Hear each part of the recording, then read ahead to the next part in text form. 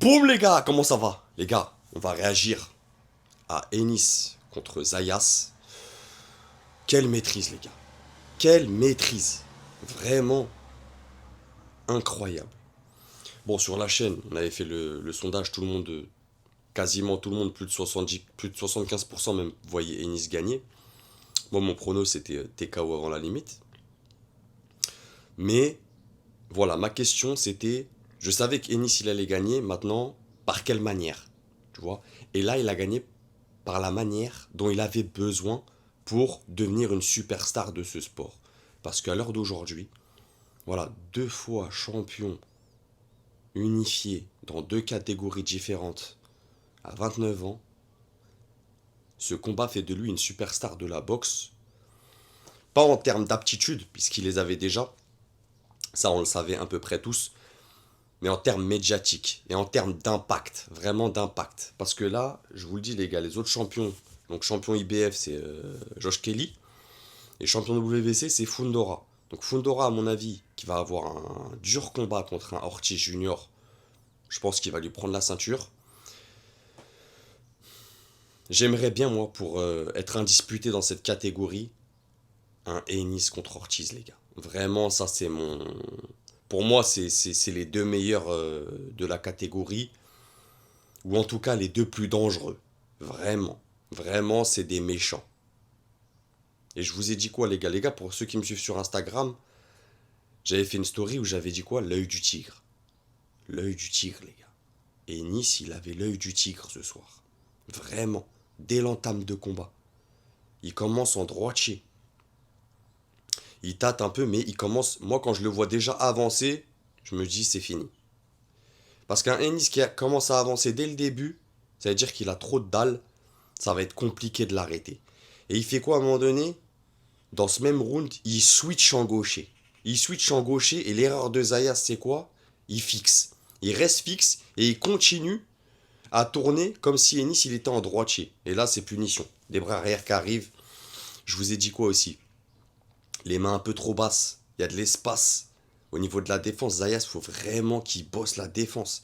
Il peut pas rester les mains comme ça, à hauteur de menton, face à un niveau comme ça de boxe. Vraiment. Attention, après Zayas, il a montré du cœur, les gars.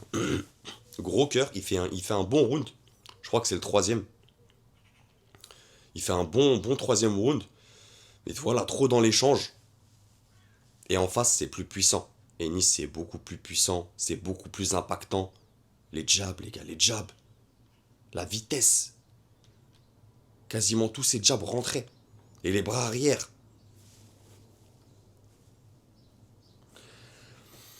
Zaya, je pense qu'il était pas prêt déjà pour travailler un gaucher. Et Ennis, il l'a très bien vu parce qu'il est resté après longtemps en gaucher. Même si à la fin, lors du sixième, je crois, il lui fait... je parle pas du septième round, hein. Je parle du sixième où là, même le cinquième. Hein. Le cinquième, ils auraient pu arrêter. Le cinquième, il a des missiles qui arrivent de partout. Je sais même pas comment il a fait pour tenir le cinquième round, les gars. Vraiment. Moi, je suis dans son coin. Le retour du cinquième, je lui dis bon, c'est bien. Maintenant, faut te préserver. On fait quoi? Tu veux continuer ou tu veux arrêter? Un boxeur qui est dans l'adrénaline, dans son combat, il te dira jamais je veux arrêter. Tu vois? Déjà, faut qu'il arrive à t'entendre pour ceux qui boxent. Tu vois, la minute de repos, elle passe comme si c'était une seconde. Quand t'es touché, quand t'es dans le dur, tu vois, t'entends même pas. Même si ta mère elle te renierait, je crois que tu l'entendrais même pas. Donc il y a une question qui se pose. L'entourage de Zayas au niveau du coach, j'entends, est-ce qu'ils auraient pas dû arrêter à la fin du cinquième, par exemple? Tu vois, c'est aussi une décision à prendre. Bien qu'elle soit dure. Mais il y a un moment donné où tu vois que ton boxeur, bah voilà, ça fait 5 rounds. Même s'il fait un beau troisième round, bah il est dépassé. Il trouve pas de solution.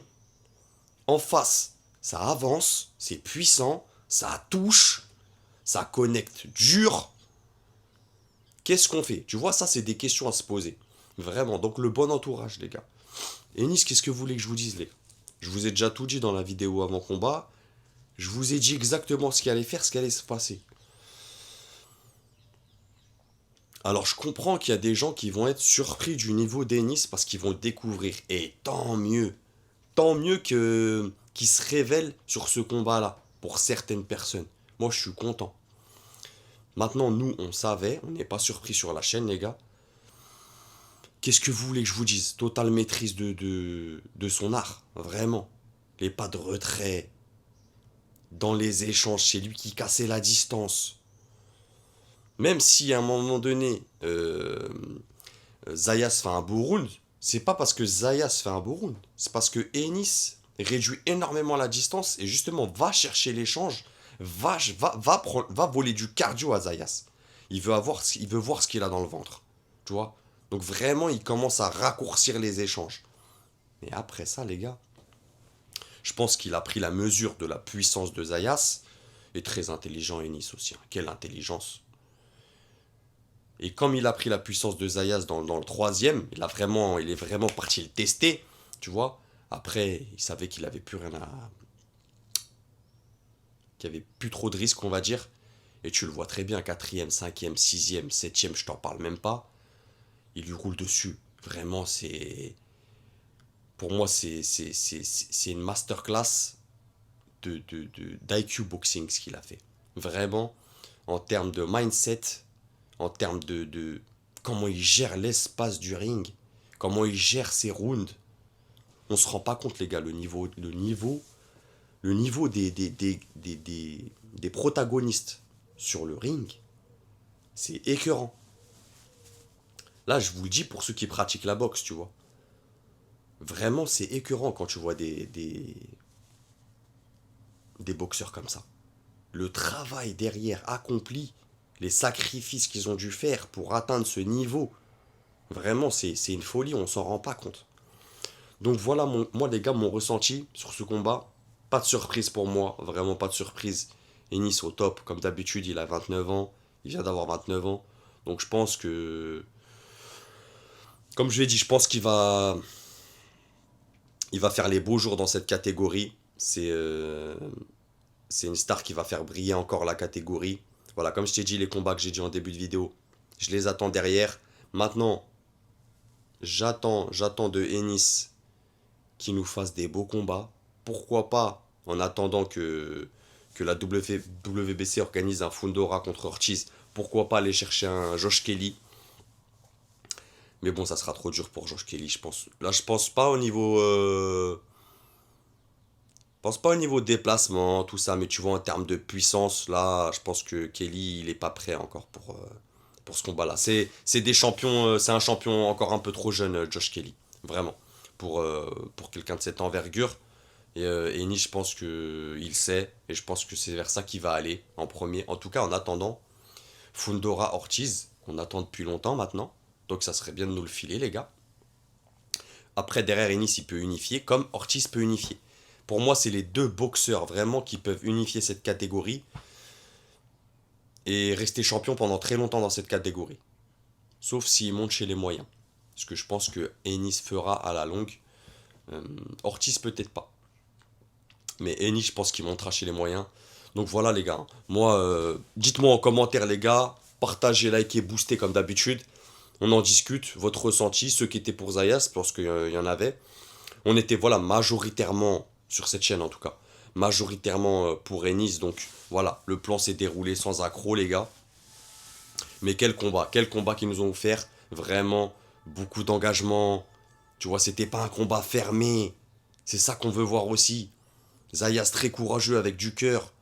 Maintenant, voilà, les points où Zayas, moi, de ce que je vois, les gars, où il doit travailler, c'est voilà, défensivement, comme j'ai dit en vidéo avant analyse déjà.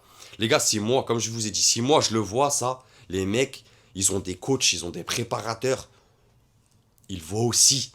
Vraiment, ils le voient aussi. Ça veut dire Zayas, maintenant il est jeune, 23 ans.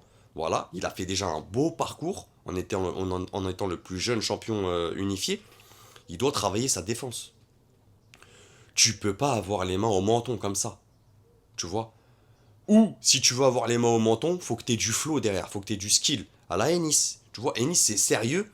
On croirait que c'est facile, mais derrière, il y a tellement de feintes, de, de travail. C'est flippant. Vraiment, c'est flippant. Donc Zayas, voilà, moyen défensif, tactique aussi, vraiment tactique, qui s'entraîne aussi avec des gauchers un peu. C'est important. Mais voilà, je pense qu'il va rebondir derrière et je pense qu'il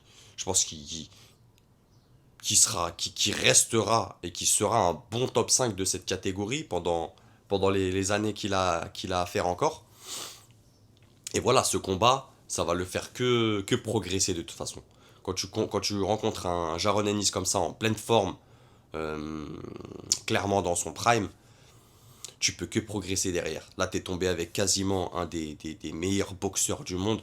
Donc c'est très bon pour lui. Même si voilà, la façon dont il perd, c'est dur. Il est parti 3 4 5 fois au tapis. Voilà, c'est dur. Mais derrière, il va progresser si il arrive à se remettre psychologiquement, rapidement, de cette défaite. Parce que c'est une défaite lourde. Tu vois, quand t'es jeune, t'es champion unifié, tu brilles, t'as tout un pays derrière toi, t'as fait des combats où t'as mis les mecs KO, et tu tombes sur un os, tu vois, c'est dur. Moi, comme je dis toujours, tu vois, chaque boxeur a son club Erlang, pour ceux qui ont la référence. Et quand tu tombes sur ton club Erlang, psychologiquement, c'est dur de revenir, tu vois. Mais c'est là où on va voir si Zaya, c'est un grand champion, c'est un grand homme, c'est un grand boxeur. C'est si derrière, il va réussir à revenir d'une défaite pareille. Et Ennis, les gars, je pense que cette année, on est quoi, mi-année. Allez, il nous reste, allez, on va dire 5 mois, le temps qu'il se repose, voilà, une quinzaine. Peut-être un combat contre Kelly en fin d'année, ça serait beau, tu vois, histoire qu'il aille chercher les IBF. Merci à tous les gars, et n'oubliez pas, c'est que de la boxe.